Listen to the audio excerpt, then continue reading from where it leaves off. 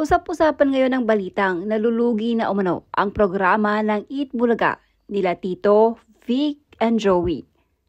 Kaya naman maraming nagsasabing magsasara na daw ang nasabing noontime show.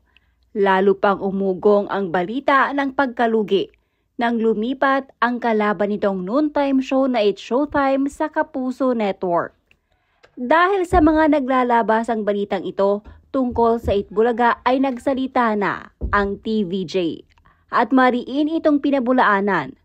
Ayon sa mga ito, wala daw katotohanan ang mga balitang kumakalat.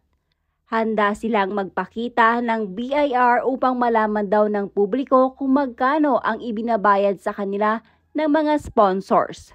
Dagdag pa ni Joey De Leon, naiinggit lamang daw ang mga nagpapakalat na nalulugi na sila sa kanilang programa, lalo pat kabilang sila sa top 5 longest running TV shows in the world. Walang nabanggit na TV program si Joey, ngunit ayon sa publiko, wala naman daw umanong iba pang pinariringgan ang TV host kundi ang It's Showtime. Hamon pa ni Joey De Leon sa kanilang pinatatamaan na programa na kapag umabot ito ng 15 years, ay baka sakaling lumuhod daw si Joey sa harapan ng kanyang pinatatamaan. Naiinggit lang mga yan kasi hindi sila kasali sa top 5 longest running TV shows in the world.